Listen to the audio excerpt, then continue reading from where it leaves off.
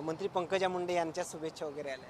हो, ताईंचा सकाळी लवकर फोन आला होता. 8 वाजताच आमचं दोघांचं बोलणं झालं होतं.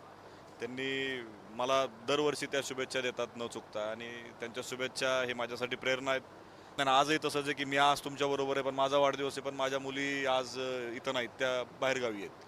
पण मी आज वाढदिवसाला समजा इथं आहे. मलाही आनंद वाटला असता किंवा अक्षय मुदडा यांचा वाढदिवस जे आहे ते आज अंबेजोगाईमध्ये साजरा होतोय आणि ते थेट माझ्यासोबत आहेत. आगळ्या वेगळ्या पद्धतीने सामाजिक उपक्रम करत हा वाढदिवस त्यांनी साजरा केला आहे. ते थेट माझ्यासोबत आहेत. पाकिस्ताननं जे आपल्यावरती अतिक्रमण केलं, अतिरेकी हल्ला केला, ह्या सगळ्या गोष्टीच्या विरोधात खूप रोष लोकांमध्ये या ठिकाणी आहे. आणि ऑपरेशन सिंदूरसुद्धा आपण होताना या ठिकाणी सर्वांनी पाहिलं. ह्यामध्ये आम्हाला सर्वांना वाटलं की जे देशासाठी सैनिक आपले लढत आहेत, मग ते तिन्ही एअरफोर्स असेल, आर्मी असेल किंवा नेव्ही असेल, या तिन्ही ह्याच्यातल्या लोकांना अनेक ग्रामीण भागातलेच लोक आहेत जे